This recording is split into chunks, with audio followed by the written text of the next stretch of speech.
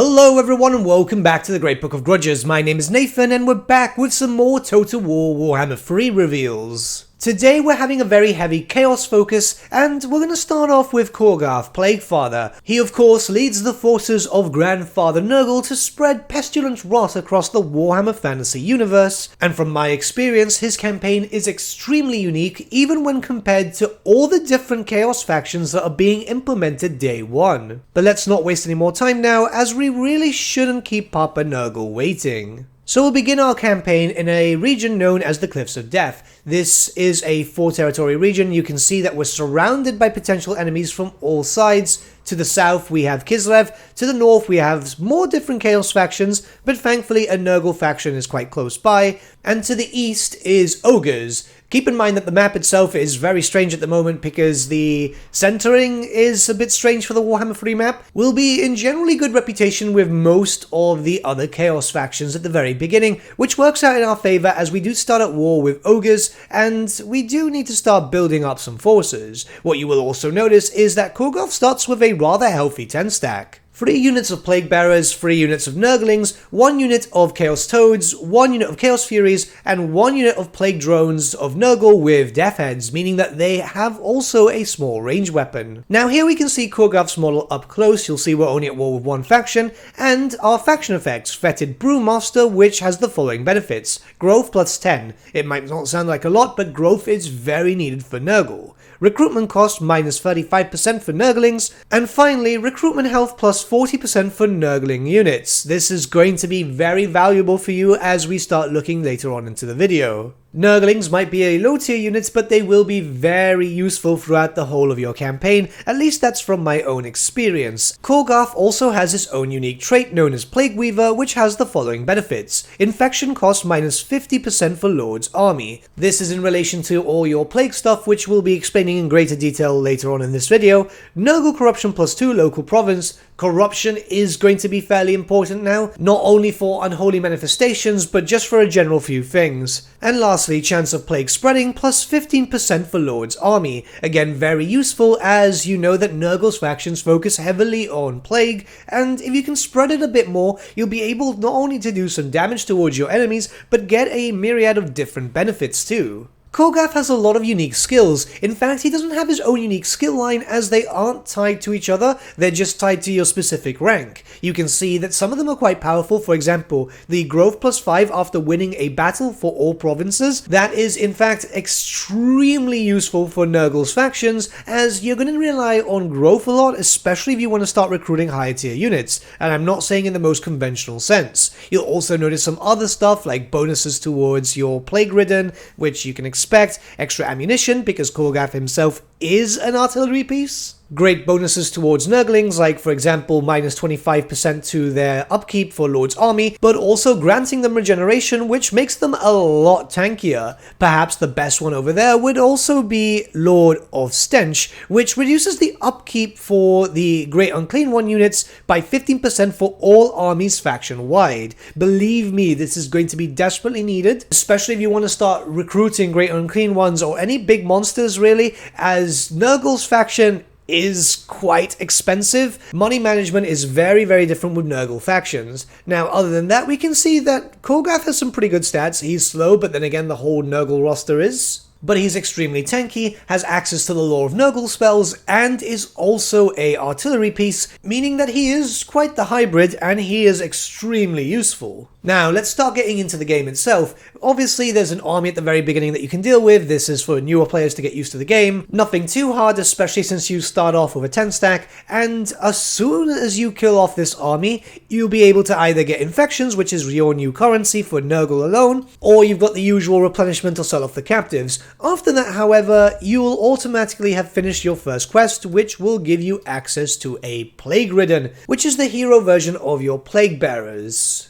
Plague Riddens will likely be your most common type of hero, as they're quite versatile, being able to either have the Law of Nurgle or the Law of Death, both quite powerful, and they've got a myriad of different abilities too. They're slow and tanky, and you can have them on Palanquins of Nurgle, which makes them a little faster, funny enough, but also tankier, or a Rotfly, which makes them a little tankier, but also able to fly around the battlefield, especially if you want to focus on heavy spells. As all the different demonic heroes, they'll also have access to some locusts, which will give them the ability to do some buffs. There's also one that causes some damage, and keep in mind that you can only have one locust per hero, so this will allow you to work with multiple plague ridden and see which one you like best. Now let's talk about recruitment, as recruitment for Nurgle factions is radically different to, well, anything that we've seen in Total War Warhammer so far. You're not recruiting from turn to turn, but rather recruiting from a pool. This pool is represented on your recruitment tab, as you can see here. Some units themselves have certain numbers, like for example the Nurglings having 6 out of 10 originally. Anything of those numbers means that you can recruit them instantly, meaning that you can end up with a full 20 stack if you so want to by the end of turn 1. Now, what you will have also noticed is that your units themselves didn't recruit at full strength. This is because they'll always be recruited in a weaker sense, even single entities, and will have to take time to regenerate, so if you have casualty replenishment bonuses, this is going to be very useful to you. As you can see, that's very different, but that's not all, as obviously now you need to increase the units in the available pools, and want to unlock some stronger units as you progress, so let's see how we do that. That's all done for your construction tab, which you can see is radically different to that of any other faction. Now we'll talk about the construction tab very quickly here, as there's a few things to note before we can talk about the units themselves. So first up, your provincial capital and any landmarks, any resource buildings and so on, they stay the same. So those buildings themselves are increased through means of the typical growth aspect and obviously them paying money. But then any other buildings, anything like advanced military, basic military, infrastructure too, that's based on a much different sense, where you will build the first level of it, and that will cost a decent amount of cash, we'll talk about that in a bit, and then it'll cycle automatically, to which the buildings will automatically upgrade, which will take a few turns per different level. Obviously note that your settlement also needs to be upgraded to reach certain levels, and as it goes through that, you'll be able to get more units. This will not cost you a single thing, barring your time, but it won't stay at the very end when it finally reaches the end of the circle. Instead, it will then repeat and repeat and repeat. This obviously falls towards Nurgle's law, which is around the cycle of life and death. Each time the specific building cycles over, so for example at the very bottom with the plague bearers, you'll then get a unit of plague bearers and so on. You'll add to your recruitment tab and you'll be able to recruit more with different armies or whatever you wish to do. So building more and more military buildings throughout all your various settlements is needed here if you want to get a decent reserve of troops, as the usual campaign where people, for example, would build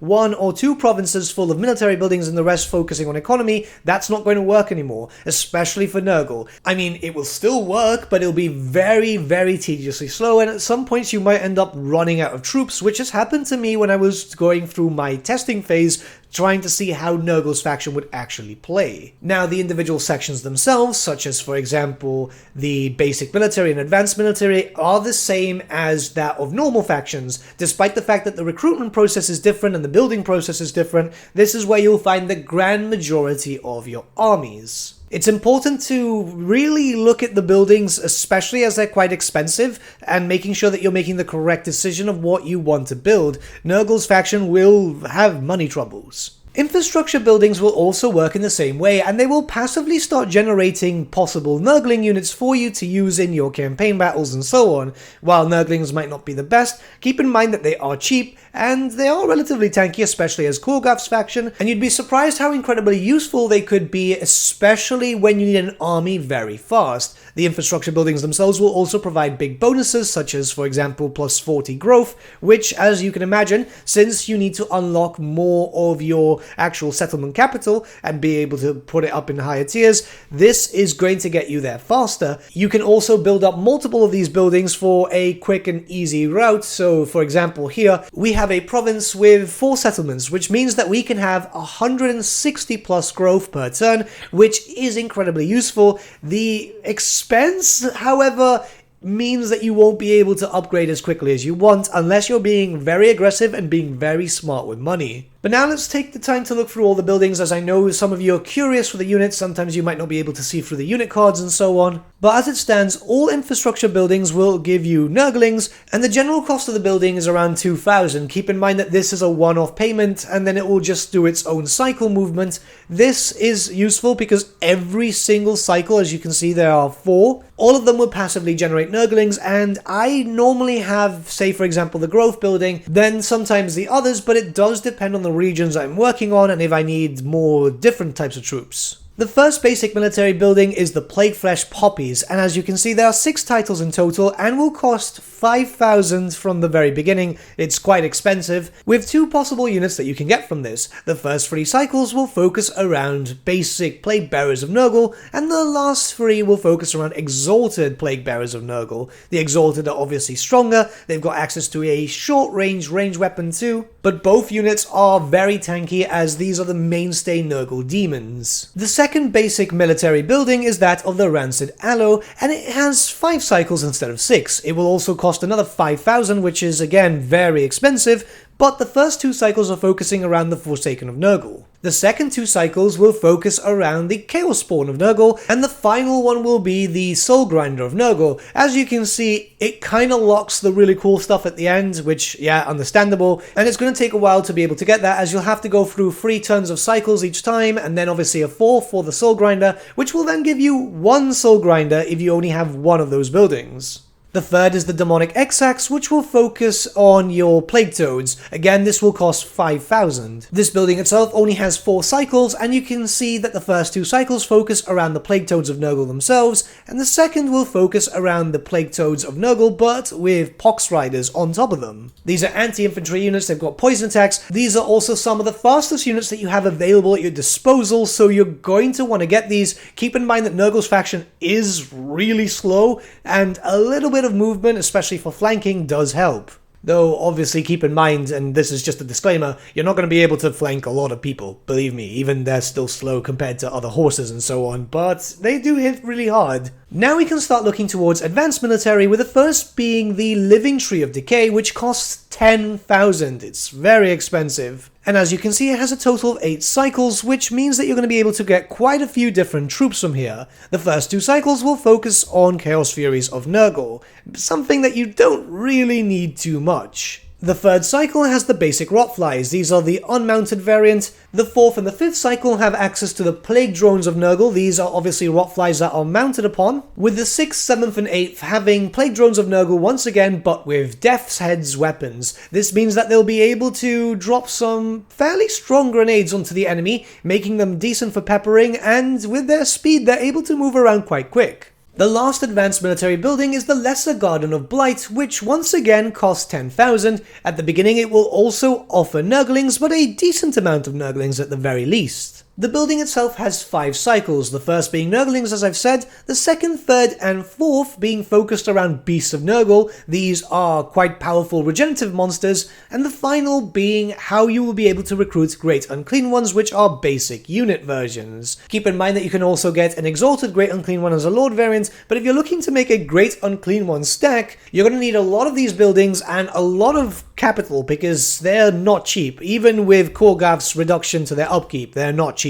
Nurgle factions, as with all Chaos factions, will have a lot of different texts to work through, and as you can see here, they're all fashioned around Nurgle. Nurgle's own sacred number is the number 7, so each different section contains 7 texts. They're all very varied, and as you can see, you don't need all 7 to progress into the next section, so if you want to move swiftly towards different sections, all you need to do is get 4, and then you can come back whenever you so please. This is obviously depending on your playstyle, and I have been more or less picking and choosing throughout my own. Now I'm going to let the rest of this clip play through, as there's a lot of different tech and you guys can see which ones are there. We'll have a more in-depth video in the future, however.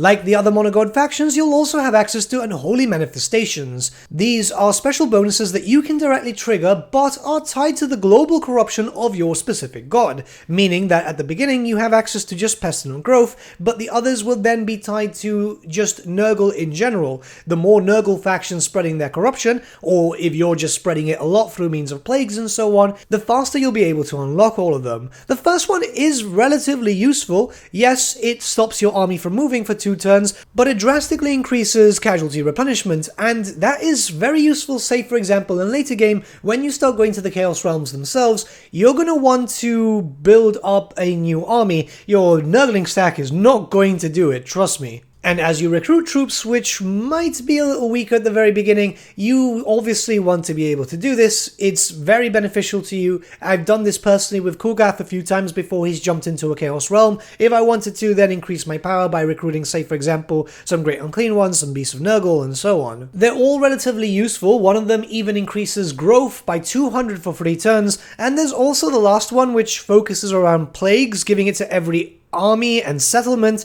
so if you can plan that correctly, you're going to be spreading plagues like nobody's business. It's not too hard to spread corruption, I'd say, though it does start off a bit difficult considering that obviously you're not the only one spreading corruption. There are Khornite factions, Tzeentchian factions, and Slaaneshi factions, but as you start expanding your empire, you will notice that it'll become easier and easier. Alright, so now let's talk about plagues, as obviously this is a very, very important mechanic when it comes to Nurgle's faction and lore as a whole. So plagues themselves are various different things. You see, they're not just destructive, but they can also cause life, as is the lore of Nurgle with the cycle of life and death. You'll have access to 5 different base plagues, and as you can see, I'm just cycling through them, they've got a myriad of different benefits and also negatives if you're doing it against the enemies or on yourself. It really much depends on what you're using the plagues for. Now, you would have noticed in the middle there are 3 slots. You will always need 1 base plague, but you can get some symptoms too and start adding in some extra bits here and there. You can get new symptoms by progressing through your campaign,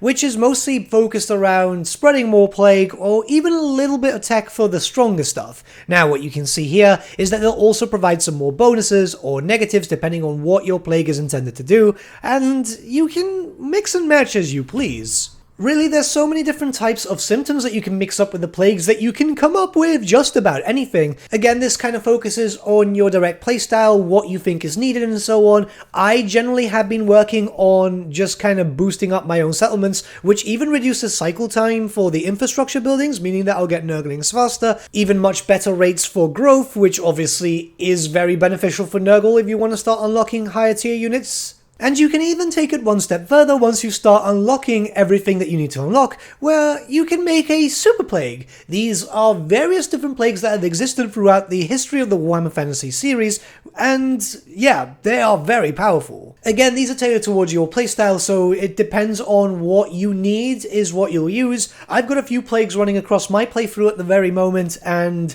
yeah, I'm getting a lot of benefits from it. Now, plagues are something that aren't very permanent, but you can increase them by chance. They can also spread and just keep spreading. Keep in mind that there are certain factors that you can do for that, but as you progress through this, it's also important to note that plagues can be used with either infection selection, usually on your army or on one of your settlements, or you can summon a plague cultist, which is a special hero just there to spread some plague. Now, obviously, there is a special currency attached to it known as infections, which you can gain through a various different amount of ways. As you can see here, through buildings, incubated captives, looting, sacking, and raising settlements, even spreading plague, and it's all just for the plague mechanic. The most basic plagues won't really cost a lot of infections, so just around 50 I believe and so on, which is fairly cheap, but as you start adding in different symptoms, especially stronger and stronger symptoms, you're going to need a lot more infections. In most cases, you won't notice it too much tick up, and it is really important to keep an eye on it, as infections do make the Nurgle campaign a lot more easier to deal with. It is probably going to be one of the hardest ones due to the lack of cash. The economy for Nurgle could be compared to that of the Tomb Kings, a bit better, but it's not great, so you want as many benefits as you can get. Due to the fact that Nurglings are so cheap and you will be dealing with a lot of enemies, especially some dwarfs next to the Ogre Kingdoms, you'll want to be able to spawn up another army. Now, as with all Chaos Demon factions, you've got access to Heralds, where you have access to the Law of Death or the Law of Nurgle with a Herald of Nurgle. This is your only Lord choice. You've got these two, and eventually they can be upgraded to that of an Exalted Great Unclean One, but until then you've got a rather slow yet tanky and potent spellcaster as a Lord option. The Heralds of Nurgle themselves will also have almost identical trees to that of the Plague Ridden. The only difference is, of course, that you'll be able to boost them up and boost up your forces with extra skills. That is the typical stuff that you see throughout all generic Lord options. But as you can see here, they've also got access to the same locus as the Plague Ridden and the mounts, so depending on your playstyle and what you want, you can tailor your Lord choice to be whatever. I personally have been rather enjoying the Rotflies. I think that they're a great mount, especially if you want to move around and cast spells and so on. But the Palanquin of Nurgle is also very useful if you're going with that slow-moving wall of flesh type of vibe with your armies. Nurgle, like every other unique faction, will have dedicated commandments, and you can see them here. They'll focus around either reducing the time for your infrastructure buildings, which is incredibly useful, increasing control and lowering enemy movement around the area, which is very, very useful if you're being attacked by all sides, increasing plague chance, or the typical just Nurgle corruption. It very much depends as to what you want. I myself have been using the infrastructure building one mostly, as more Nurglings, more chances of extra armies, and just preparing myself in case the worst happens. Every now and then you'll get some really good RNG and you'll get these dilemmas, which will give you the choice between two different types of units. It's most cases that I've seen, Plague Bearers and Plague Toads are the most common. This means that you won't have to wait in the cycle and you'll have 4 more or 3 more depending on what you pick in your roster, which is incredibly useful if A, you need an army very quickly, or if you've decided that you want to have a reserve just in case anything goes south. Like, for example, in one of my campaigns doing a This Is Total War Ku'Gath, I needed some defensive forces in my southern campaign, and believe me, this does help. Again, with any monogod faction, you have access to cults, which are very much like the Skaven under Empires, but they have a chance at spawning if there's high Nurgle corruption. Now, funny enough, there is a Nurgle minor faction, which is right next to Skarbrand, which obviously have been spreading their own corruption. They start off at almost 100, and that gave me a prompt when it was turn 14. Now, I can use this to either get more infections per turn, or spread a random plague. Infections at the moment are the best thing, because, well, plagues aren't really going to do much against other Nurgle factions, so if I can then get my resources up and running and then do plagues on other enemies, that works in my benefit. Obviously, these can be destroyed, especially since Skarbrand is so hyper-aggressive, he might go up that way. However, it's best to make use of it as much as you can now than by the time that it's going to get destroyed. So just deviating from all the mechanics at the moment, you can see that I'm about turn 30, and there are a few issues here. For example, building tall like this, especially very early on, might not be viable. You will open yourself up to many potential enemies, but not only that, but you'll have to start dealing with protecting different areas. Your garrisons are fairly decent, but keep in mind that Nurgle's actual minor settlements can't have walls. The units and faction as a whole is very tanky, so you're okay defending, but if you're looking for more defensive routes and so on, you are going to struggle a bit if you're attacked by multiple sides by people that can, well, outflank you. I'm doing okay with money and so on, and that's because I've been able to power level up Ku'Gath and another character. Both of the armies are pretty much dead, as I took the last of the Road of Damnation too. But I'd say in the most important case, you need to keep building. As you're expanding, keep building. Don't leave empty slots as they're extra money, and then you will notice that you will get a decent economy by this point if you're being smart. There are some campaigns of mine where, yeah, it was just not working. This is just a quick note for people, as obviously there were some questions regarding Ku'Gath and the Realm of Nurgle. No, you won't be dealing with the plague, and yeah, you'll still be able to recruit. Keep in mind that obviously the troops are very expensive, and right now I've got a 15% reduction to upkeep, so you can see that the troops are still very expensive to buy and as upkeep. But generally I'll say that Nurgle is probably the most easiest for you. Just go in there, fight the army that you need to, walk past, and not take any attrition.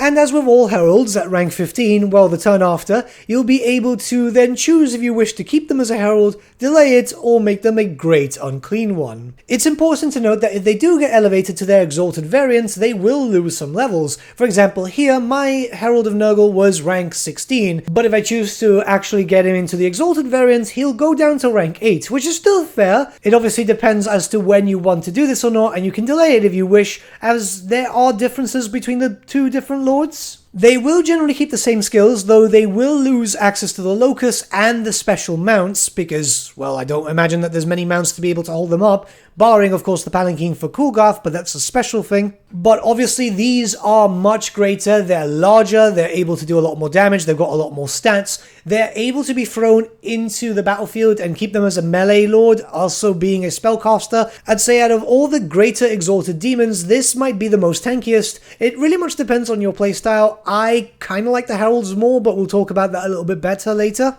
Though it's important not to just scoff at a Exalted Great Unclean One, as they're still able to do a lot of damage. Your other type of hero is your Cultist of Nurgle, very different to what I expected in all honesty, as, well, first up, they're just kind of skinny and rotten looking. I expected them to be bloated, you know, like most Nurgle stuff is represented, but it's a very different thing, and there's nothing against that. I actually kind of like it. It's something that I just didn't expect. But the Cultist of Nurgle is very, very different to that of, say, for example, the Cultist of Khorne. You see, it's very squishy. It's very squishy. You can tell by the stats that it really is a squishy character. It's not going to do too well in the battlefield and so on. It does have the benefits like all other cultists where it's able to summon in monsters, so you can even summon in a Great Unclean One, and yeah, it's pretty good. But so far, as we've seen from the other cultists that have been showcased so far, it's probably the weakest. It's probably best served as a generic, more agent on the battlefield than anything else. It's just harder to justify to have on the battlefield, so they're probably better off just closing rifts, as I've compared to them to, say, the Cornate one, which is very good at doing damage, or, for example, the Tzeentchian one, which has the Law of Fire, which we'll be showcasing later today. This one just doesn't really do much. Ku'Gath, of course, has a special item which can be unlocked at rank 10. You'll need to do a quest battle for it, and we'll talk about that in just a second. This basically makes him a lot stronger as an artillery unit. It'll also give him some other benefits, like, say, for example, Nurgle corruption and so on, and it's generally good to have, though you're not going to be able to get it at rank 10. I've tested this out. It's doable, don't get me wrong, but obviously you're going to be dealing with dwarfs, which we'll talk about in a second, and not only that, but you're going to have mostly Nurglings at the very beginning, so don't expect to do that much damage, especially since they're magic resistant and so on. We're going to go into the battle now, and then we're going to discuss a few different things. You'll also see that I missed the marker and went into my settlement. Yeah, I should really be wearing my glasses more often. But yeah, we're going to talk about Nurgle as a whole, my personal feelings towards the faction. I've had a decent amount of time playing as it now, with multiple campaigns and various difficulties and various different settings. So for example, I did a This Is Total War campaign too. So I'd say I've got decent insight, or decent enough, when it comes to a Nurgle campaign. Slops are gravy, beggars crumb, finger more, and skip that thumb. I crave what I crave, and that is dwarven scum. I will have their hands and heads in my vice. So, best to infect them with fetid blood. Grandfather asks it. Nurgle's campaign is rather different. I'd say it's a little bit more difficult as there's so many new mechanics that have come into play, which many people who are more familiar with Total War as a whole won't be used to. If you've played a little bit of, say, for example, Three Kingdoms when it comes to unit recruitment, then you will be a bit more used to the idea. It's definitely slow, and that's not a bad thing, it's just how the mechanics are coming into place. Don't expect to just go full ham like you would, say, for example, with Skarbrand, as Nurgle can't really expand. You're going to find yourselves lacking in armies if you get into too many wars too quickly. The army itself is very slow too, so yeah, you're not going to be moving around and zipping across everywhere. You're just going to be taking a lot of damage, but your mechanics that come into play are focused around you taking damage. You are so durable that even if you take a few good shots from, say, Thunderers and so on, you're not going to feel it too much, and the more you get closer and closer, the moment you start hitting your enemies, they're going to start feeling it. It's definitely one of the slower campaigns, as I said, but with a different feel to it. It's more like if you're used to building up an economy and you're trying to strategize a lot more, there's a lot more thought behind, say, for example, a Nurgle campaign than any of the others, as you do need to think. Your slow rate of growth for your armies until you start getting more and more territories, that will be very noticeable, but once you get to a certain point where you have a good number of different provinces, you're going to start snowballing, and you're going to start snowballing hard.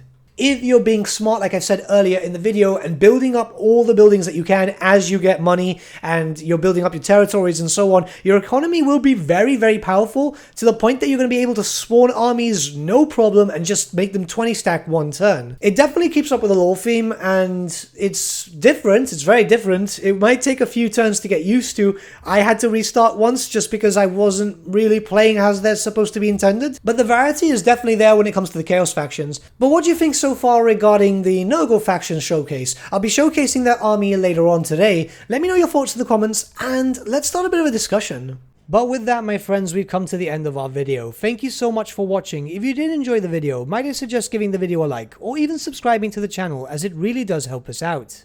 In the description section below are various links to different social media platforms such as Facebook, Instagram, and Discord. Also in the description section is an affiliate link with Element Games where you could buy loads of hobby-based products, not just Warhammer, for 10 to 25% off. Making a purchase using that link and also our special code, which is also in the description, supports the channel at no extra cost to you, which we think is rather cool. A big thank you to our patrons. Your support means the world to us. It's amazing that people want to help a small channel like us grow and get to a higher level of content. A big thank you to Gibraltar LUSC, Ryan Bertsche, Andrew Prince, and Okro for subscribing to us at our Fane level. You guys are super cool. And a big thank you to Edward Yule, VS Vasan, Aaron Whitman, and Shaggy for subscribing to us at our King level. Honestly, we can't thank you all enough. And lastly, a big thank you to all of you for liking, sharing, and commenting on these videos. Honestly, it's because of you guys that the channel's been growing at such a great pace lately, so we can't thank you all enough. But with that, my friends, thank you so much for watching once again, and we shall see you all again very, very soon. Have a good day.